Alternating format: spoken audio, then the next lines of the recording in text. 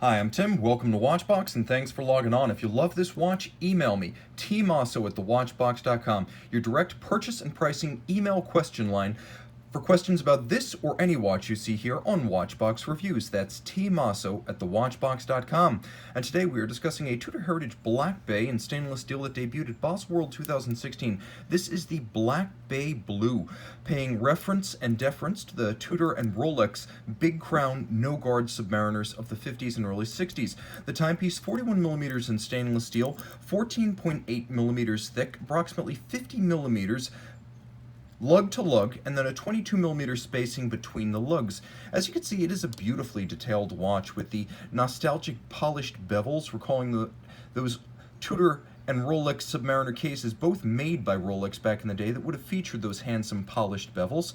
And you can see that the bracelet itself is designed to echo the rivet construction of the Tudor and Rolex Submariner bracelets from that period.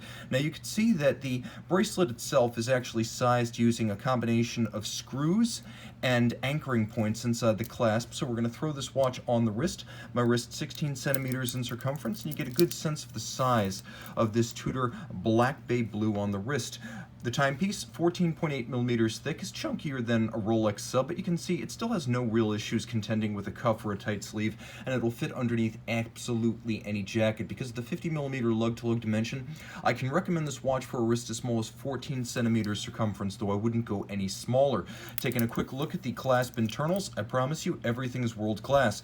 Rolex and Tudor know how to build a sports bracelet. You can see gaps on the underside to avoid pinching skin or pulling hairs, and then internally a material specification that surprised me. You could see there are actual ceramic spring-loaded pin snaps that are built into the clasp to help maintain its tight tolerances over time, as the metal simply can't wear down ceramic pin snaps. As you can see, there is a clamshell lock, and note the Tudor shield doubling as a kerf, through which you can dig in your fingernail and open the clamshell. Polished inside, I mentioned there is an anchoring adjustment inside, 3 divots drilled, and those divots allowing you to change the anchoring point of the bracelet in conjunction with a strap tool. Satin finish down the centers with polished flanks. The same goes for the case flanks. Handsome, high polish, contrasting with the satin finish of the conforming end profile link as well as the lug hoods.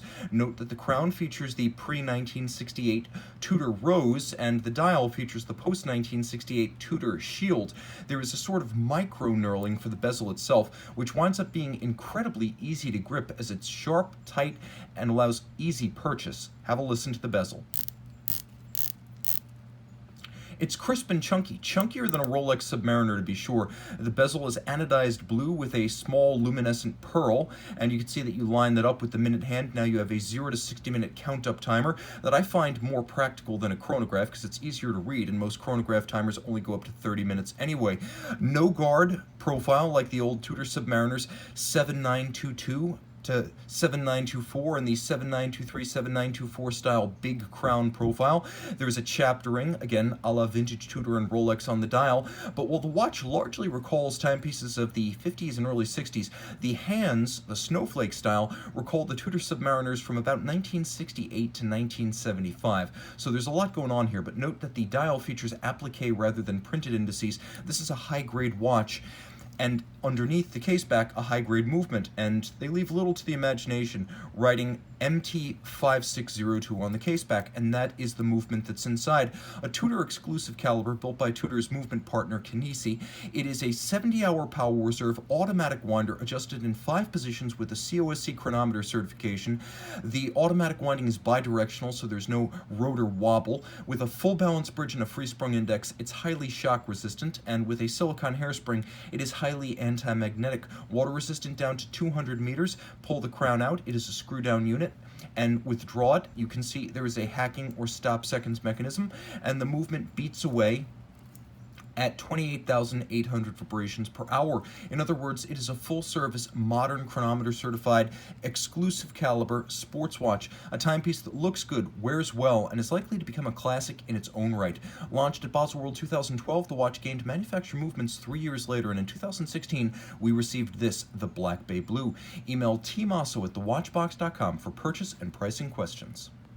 Back with the Tudor Heritage Black Bay Blue, note the loomed bezel pearl and the loomed seconds hand. Every dive watch should have a loomed seconds hand.